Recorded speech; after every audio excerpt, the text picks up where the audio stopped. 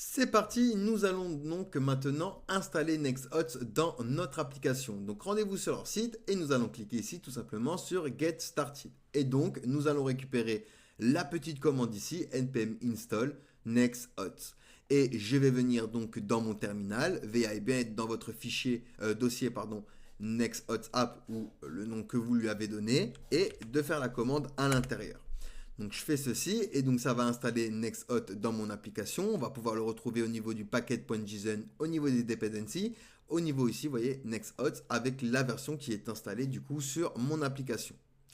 Une fois que nous avons ceci, nous allons pouvoir se créer un dossier dans App que nous allons appeler API. À l'intérieur, un autre dossier que nous allons appeler Hot et à l'intérieur, donc un dossier que nous allons appeler, donc ici nous allons ouvrir nos crochets, trois petits points, Nexthot.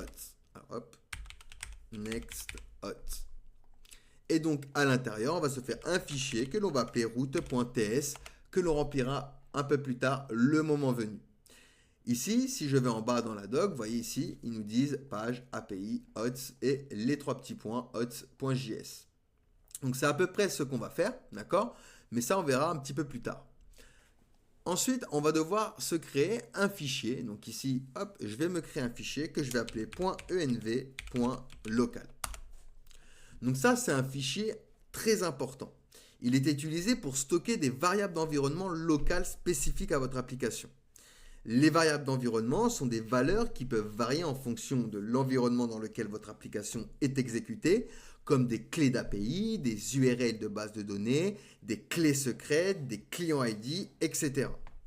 Donc ici, on va stocker notamment nos clés ID et nos clés secrètes par rapport aux fournisseurs Google et GitHub. On va utiliser Google et GitHub, et notamment pour Nexthot. Donc ici, on va s'en créer une qui va s'appeler nexthot-url et ça va être ici http localhost 2.3000 /. Donc qui correspond, je rappelle, à l'URL, hein, si on va dans notre application, hop, à l'URL qui a lancé du coup notre application, hein, au localhost. Si vous avez une application hébergée, vous mettez ici l'URL du coup de votre application. Ensuite, on aura un nexthot. Et ici, on aura le secret, donc une clé secrète. Pour générer cette clé secrète, je vais tout simplement venir dans mon terminal, au niveau du plus, et je vais ouvrir Git Bash. Alors, si vous n'avez pas Git Bash d'installer, je vous conseille de l'installer. Et ici, donc, on va faire une petite commande. Donc, je vais faire un open SSL. Et ici, on va faire un rend-bash6432. Alors, à quoi correspond ceci? Ceci est une commande de ligne qui va générer une chaîne de caractères aléatoire de 32. D'accord? De 32 octets. Et il va être encodé en base 64. Ces commandes sont souvent utilisées dans le contexte de la sécurité informatique pour générer des secrets, des clés, des tokens ou toute autre donnée aléatoire qui nécessite une forte entropie, donc une forte sécurité.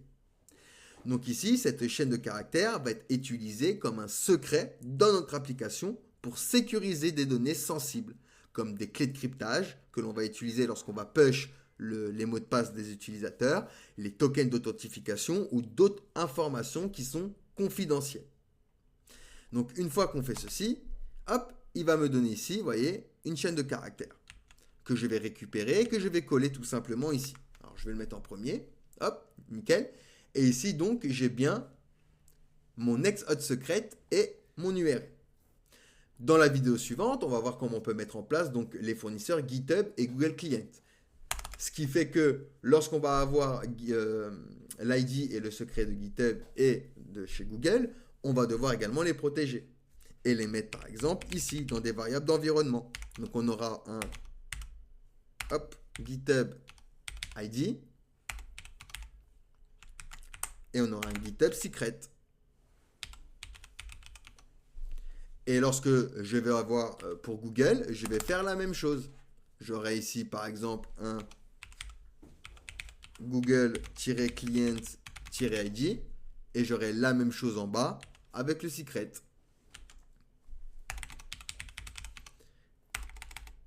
Hop. et hop. Et vous voyez, ce fichier va donc nous servir à stocker toutes les données sensibles. Alors si vous utilisez GitHub et que vous allez push donc votre application dans votre répertoire, veillez à bien l'ignorer dans le fichier .gitignore qui ne vous envoie pas du coup le fichier dans le répertoire. On ne sait jamais, c'est une manière également de sécuriser. Donc sécurisez vos données sensibles dans le fichier .nv.local. Ça, c'est très important. On verra donc dans la vidéo suivante comment récupérer ces informations. Allez, posez-moi des questions si vous en avez, sinon nous allons pouvoir passer du coup à la suite.